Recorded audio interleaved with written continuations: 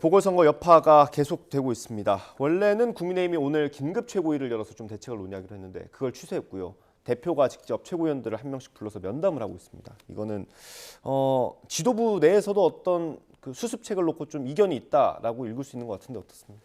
예, 그 최고위를 열면 아무래도 이제 뭐 카메라가 돌기도 하고 또 여러 명이 같이 있기 때문에 면전에서 하지 못할 이야기도 있지 않겠습니까? 그러니까 속에 있는 허심탄회한 이야기를 하는 방식을 택하기 위해서 개별 최고위원 면담이라는 방식을 한 걸로 알고 있습니다. 그래서 김병민 최고, 아까 나온 김가람 최고 해서 네. 젊은 층의 이야기도 많이 듣고 있고 제가 알기로는 장해찬 최고까지 해서 네. 몇몇 최고위원은 굉장히 강력하게 그냥 넘어갈 수는 없는 사태다. 그리고 특히 수도권 선거를 이대로 방치했다가는 사실은 전멸이라는 지금 위기의식이 공감대를 갖고 있기 때문에 네.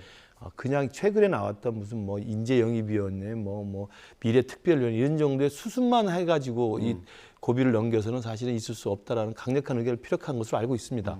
김기현 대표도 그런 모든 의견들을 다 허심탄회하게 지금 경청을 하고 있기 때문에 아마 이제 15일인가죠? 아마 긴급 의총도 열리니까 의총에서도 또 현역 의원들의 또 이러저러한 그 허심탄회 이야기들이 모아지면 저는 지금의 상황에서는 이 특단의 대책, 그러니까 뭐 꼭 지도부 쇄신이나 뭐 이런 거라고 꼭 말할 필요는 없겠습니다만 이대로 가다간 수도권은 다 폭망한다라고 하는 그 위기의식 속에서 특단의 대책을 내놓지 않고는 송파병에서 뛰고 있는 저로서도 네. 사실은 힘이 굉장히 빠진 상황입니다. 그 이번에 표 차이가 득표율 차이가 17%포인트 정도 났잖아요. 네. 그 정도 되면 이준석 전 대표가 예전에 예언하기로는 그 송파도 위험할 수 있다 이런 얘기를 했던 것 같은데 실제로 민심이 좀 그렇습니까? 그러니까 뭐 득표율 차이만 놓고 본다면 본래 강서가 좀 민주당이 강세 지역이니까 득표율이 더 늘어날 수도 있겠죠. 그러나 서울이고 수도권이고 사실은 경합 지역도 5% 안팎으로 다 이 승패가 갈립니다. 네. 그런데 득표율 차이만 보는 게 아니라 제가 볼 때 주목해야 될 내용은 뭐냐면 뭐 오늘 어느 일간 보수 신문에서도 나왔습니다만 거기가 험지라고 자꾸 괜찮다고 이야기를 하는 사람들에게 제가 말씀드리고 싶은데 네. 마곡이라는 지구가 새로 생겼잖아요. 네. 거기는 그 대규모 연구 개발 단지가 들어와가지고 사실 강남처럼 굉장히 신도시 개념이 형성된 곳이에요. 네. 그 마곡에서는 작년 똑같은 선거에서 윤석열 후보가 7%를 이겼던 지역입니다. 그걸 분석해놓은 신문이 있었죠. 7%를 이겼습니다. 그리고 실제로 김태호 구청장도 거기서 이겼던 지역이에요. 근데 그 마곡만 놓고 봤을 때 이번에 16%를 졌다는 거예요. 네. 이건 그냥 뭐 득표율의 차이가 아니라 윤석열 후보를 선택했고 김태호를 선택했던 사람이 1년 반 만에 다 떠났다는 이야기거든요. 네.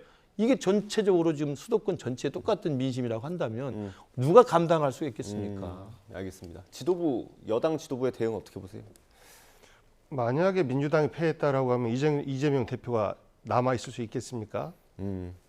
그런 정도로 민주당에서도 크게 바라봤다면 윤석열 대통령이 직접 사면 복권시키고 그리고 용산의 입김에 의해서 김태우 씨가 원인 제공자가 다시 출마하는 뭐 이런 사태까지 발생되는데 그만큼 이 선거를 상징적으로 중요하게 바라본다라는 거 아니겠어요? 네. 그러면 여당에서도 대통령이 책임을 지기는 어려우니 그러면 그 대리인인 대표가 책임지는 게 이것이 상식이죠. 국민적 상식이죠.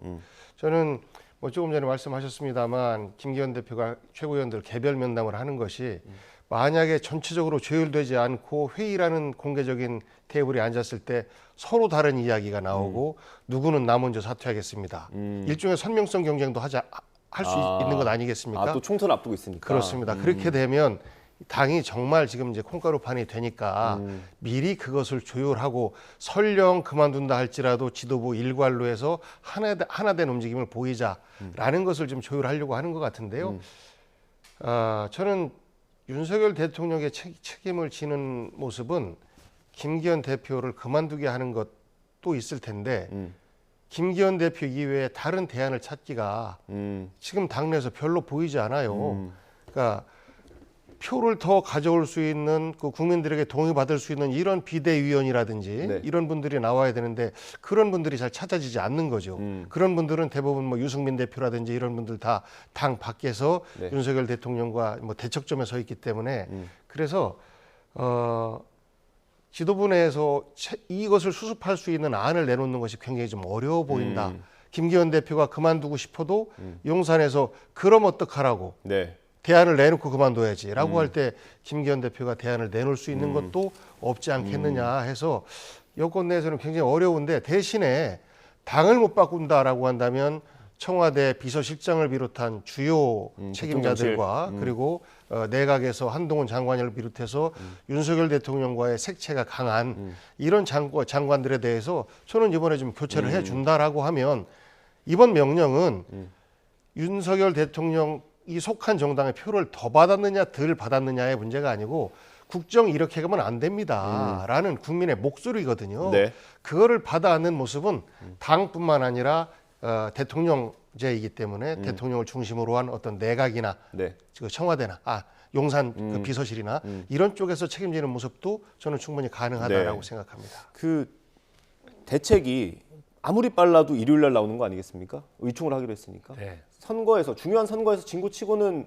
수습책이 너무 늦게 나오는 거 아니에요? 그렇죠. 그러니까 보통 뭐 큰 선거에서 져서 정말 모든 언론이나 국민들이 폭망했다라고 네. 하면 그 다음날 바로 사퇴하는 게 네, 네. 대부분의 경우인데요. 지금 이게 이제 강서구청장이라고 하는 전체 200몇 개가 넘는 이 기초단체장 중에 하나라는 또 선거라고 또 우리가 또 볼 수도 있지 않습니까?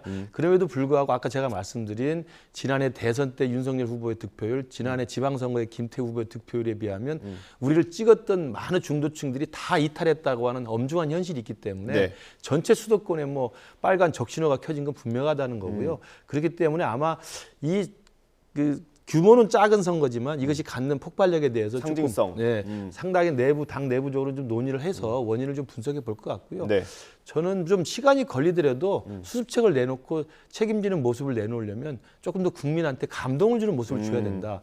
뭐 이런 예가 적절할지 모르겠습니다만 2011년 서울시장 보궐선거도 비슷한 경우가 있지 않았습니까? 네. 오세훈 시장이 사퇴한 다음에 우리 당에서 나경원 후보가 나왔고 박원순 무소속 후보한테 졌습니다. 네. 졌을 때 당시 홍준표 리더십을 갖고 있는 홍준표 당대표 체제에서는 최고위원들이 다 사퇴를 했어요.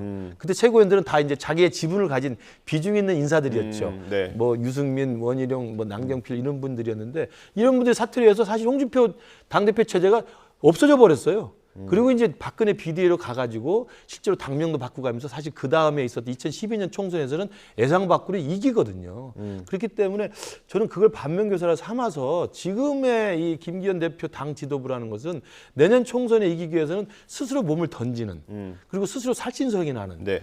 다소 억울한 측면이 있어도 당 지도부가 먼저 책임을 진다고 하는 그런 모습들을 보여준다면 국민들이 우리의 해초리에 대해서 당이 반응하는구나 이렇게 생각할 것이고 결국 중요한 건 뭐 용산이고 대통령이라고 합니다만 대통령을 어떻게 우리가 바꾸겠습니까? 그럼 대통령을 잘 보좌할 수 있도록 당 지도부가 먼저 나서서 살신성이라는 모습을 보여줘야 대통령도 많은 생각을 할 수 있지 않겠습니까? 예.